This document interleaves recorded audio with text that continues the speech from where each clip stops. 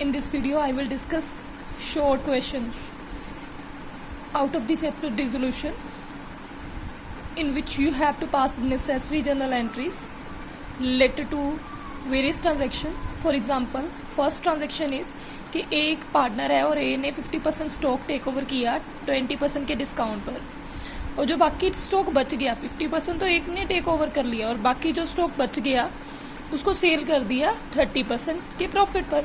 तो आप ऐसे ही करोगे, स्टॉक आपको गिवन है 4 लाख का, तो स्टॉक को लिख के उसका 50% इधर लिखोगे और 50% इधर हो गया। तो जो 50% था उसको डिस्काउंट माइनस करके 2 लाख का डिस्काउंट माइनस करो, 20% कितना हुआ 40,000, तो 1,60,000 हो गया ना। तो 1,60,000 के ऊपर उसने ए ने टेक ओवर कर लिया। तो लाइकवाइज 2 लाख वाला उसमें प्रॉफिट ऐड करो, 2 लाख का 30% 60,000 हुआ, तो 2,60,000 सेल प्राइस आया, इस पर इसको सेल कर दिया गया। तो यू नो दैट कि जर्नल एंट्री क्या होती है। जब कोई पार्टनर ऐसे टेक ओवर करता है तो हम पार्टनर का कैपिटल अकाउंट डेबिट करते हैं और टू रियलाइजेशन अकाउंट लिखते हैं, मतलब रियलाइजेशन अकाउंट में बाय पार्टनर्स कैपिटल अकाउंट लिखते हैं। और जब कोई एसेट सेल होती है तो हमारे पास कैश आया तो कैश अकाउंट डेबिट करते हो और टू रियलाइजेशन अकाउंट लिखते हो, मतलब रियलाइजेशन अकाउंट में बाय कैश लिखते हो। तो इस तरह से हमने पहली ट्रांजेक्शन करनी है। Now see the second one. तो in second there is investment realised at 150%। तो 150% 40,000 की बुक वैल्यू थी उसकी, तो 40,000 की बुक वैल्यू का 150% कितना बना 60,000। इसका मतलब इसके ऊपर सेल हुआ, वो रियलाइज मतलब सेल हुआ है ना। तो सेल कर दिया आपने, तो कैश आया डेबिट टू रियलाइजेशन, क्योंकि एसेट चली गई।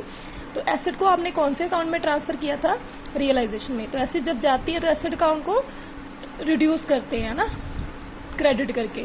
तो अब यहाँ पर एसेट रियलाइजेशन में चली गई तो रियलाइजेशन को रिड्यूस किया एक तरह से क्रेडिट करके, तो 60,000 की अमाउंट आ गई।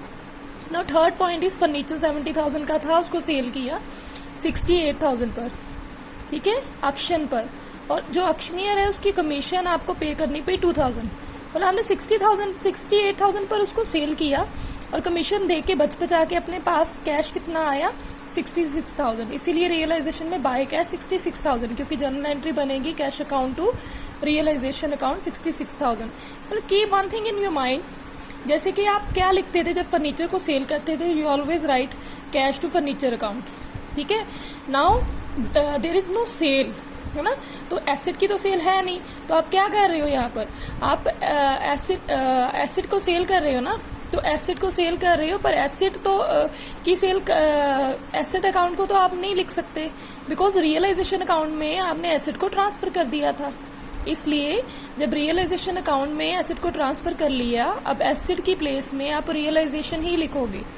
तो next fourth journal entry related to partners Adhiraj loan account was paid by 5,000, है ना। तो पार्टनर का लोन आपने पे कर दिया, तो बेटे पार्टनर का लोन अकाउंट डेबिट करके टू कैश उसको सीधी पेमेंट कर देते हैं। पर पार्टनर की वाइफ को सीधी पेमेंट नहीं करेंगे, क्योंकि वो पहले पार्टनर वाइफ का जो लोन है पहले रियलाइजेशन अकाउंट में ट्रांसफर होता है।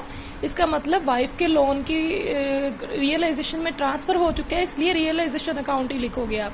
और उसकी जब पेमेंट की तो टू कैश लिख दिया 6,000 का। अब नेक्स्ट पॉइंट है, अधिराज की जो वाइफ है उसका लोन 6,000 है, वो पे किया पार्टनर अधिराज ने। अगर उसको आपने कैश पे किया तो टू कैश आएगा, अगर पार्टनर पेमेंट कर रहा है तो टू पार्टनर्स कैपिटल अकाउंट आएगा। देखो एंट्री तो वही है ना, रियलाइजेशन टू कैश की प्लेस में अब क्या लिखा जाएगा, पार्टनर्स कैपिटल अकाउंट, क्योंकि जब फर्म ने पे कर दिया तो टू कैश, अगर पार्टनर ने पे किया तो टू पार्टनर्स कैपिटल अकाउंट, मतलब रियलाइजेशन अकाउंट में टू पार्टनर्स कैपिटल अकाउंट लिखोगे। नेक्स्ट है आपका मशीनरी 20,000 गिवन टू क्रेडिटर। आपकी मशीनरी है 20,000 की, आपने उसको क्या किया, क्रेडिटर को दे दिया। याद रखो एसेट के साथ जब भी कोई एसेट किसी लायबिलिटी से कट ऑफ होगी तो उसकी नो जर्नल एंट्री, तो आपने जर्नल एंट्री नहीं पास करनी उसकी। तो 7th है मशीनरी 6 लाख की है, तो उसको क्रेडिटर को पे कर दिया आपने डिस्काउंट पर, 20% के डिस्काउंट पर।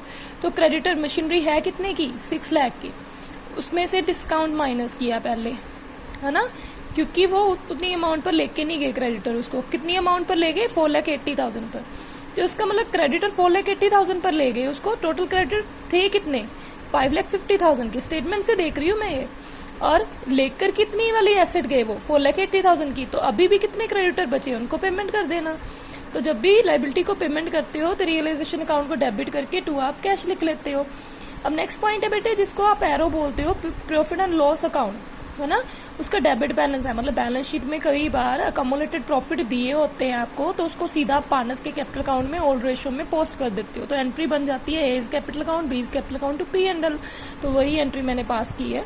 अब नेक्स्ट पॉइंट देखो, इसमें क्या है, जो बिल रिसीवेबल है 3,000 का, वो डिस्काउंट करवाया था आपने, वो डिसऑनर हो गया, है ना, तो इंसॉल्वेंट हो गया ना, क्योंकि जो एक्सेप्टर है वो इंसॉल्वेंट हो गया, तो इसलिए अब फर्म को पेमेंट करनी पड़ेगी। मतलब फर्म के लिए एक लायबिलिटी क्रिएट होगी, ठीक है। जब फर्म के लिए लायबिलिटी क्रिएट हो जाए, मतलब फर्म ने अब बैंक को पैसे वापस करने हैं, क्योंकि जो बैंक से वो उसने बिल डिस्काउंट करवाया था, तो थर्ड पार्टी ने अब इनकार कर दिया पेमेंट करने से, तो अब उसको पेमेंट करनी पड़ेगी बैंक को, तो रियलाइजेशन टू बैंक एंट्री आ जाएगी।